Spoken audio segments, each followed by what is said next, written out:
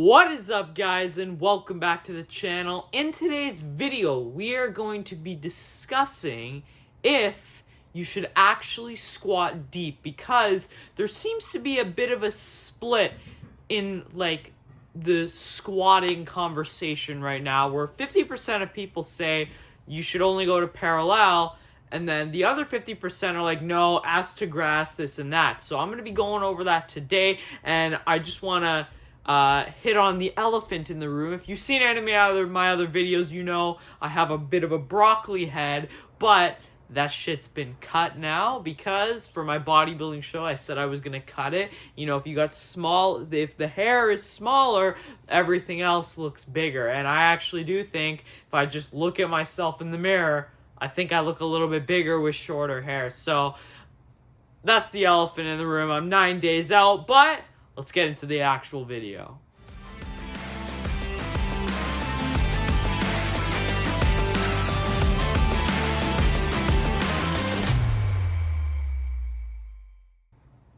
So, I've seen quite a few videos like this,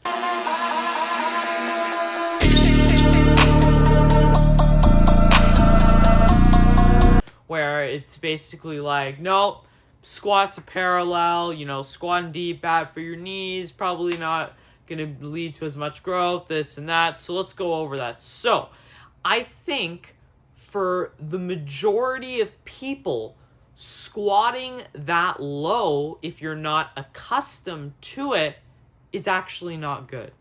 Because let's say you're just your first day in the gym or whatever, and you're just squatting all the way super, super deep. That's probably going to put quite a bit of stress on your knees that it's never experienced before. So you might get pain, it might feel sore, you might not be flexible enough.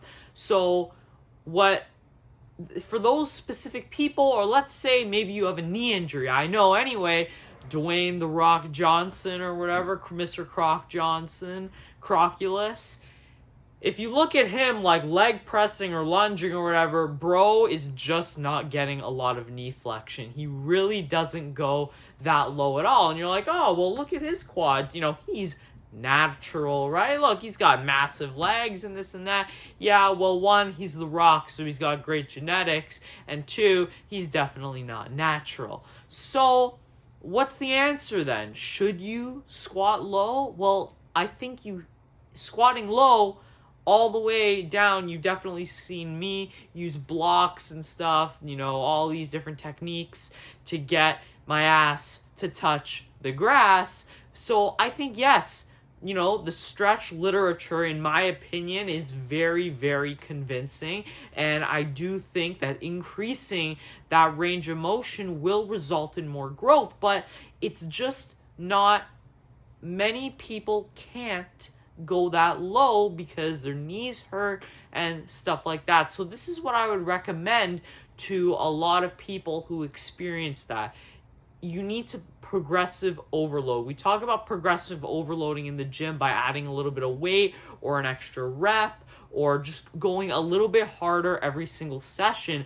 And I think you should honestly do the same thing to how low you squat. So let's say week 1, we're squatting to parallel. Maybe week 2, we lighten the weight a little bit and try going a little bit lower. That's another big thing, is I think people, when they do these squats or whatever, they use really heavy weights, and that is also not good. So I would recommend going 10 plus for your rep range to keep the reps higher, so it puts less stress on your knees if you are trying to go lower. So progressive overload your way to squatting lower. You think I squatted this deep the whole time, the whole 3 years I've been training? Nope. I'll show you guys a video right now of me doing a belt squat. I think I was about maybe a year and a half into training. I mean, I was pretty much going to parallel, but over time, I built up the strength and flexibility in my knees to be able to squat as low as I can. And I mean, I don't know about you, my quads are probably like my best or second best body part next to my back. So I think it's freaking working real well for me.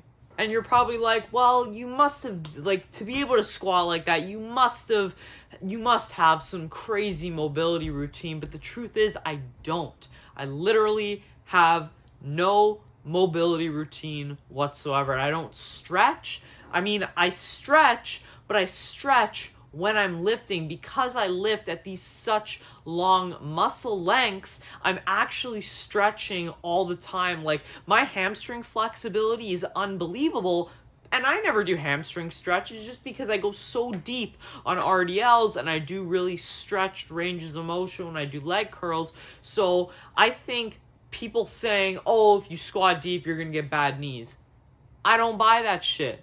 No, I actually think if you want to have healthier joints and, and get some longevity out of them, I think squatting low like that is perfectly fine as long as it doesn't hurt or whatever. And again, progressive overload yourself to be able to squat that low, and I think that will provide you with more longevity because you'll be lightening the load by squatting that low. You'll most likely be getting more hypertrophy in the quadriceps, and it's probably safer because you're using that lighter load, and I already know you're controlling the eccentric and having a nice pause at the bottom. So overall, I think for the majority of people, you should be able to squat below parallel or ass to grass. Now, I don't think majority of people should be able to do that right out of the gate. You obviously have to,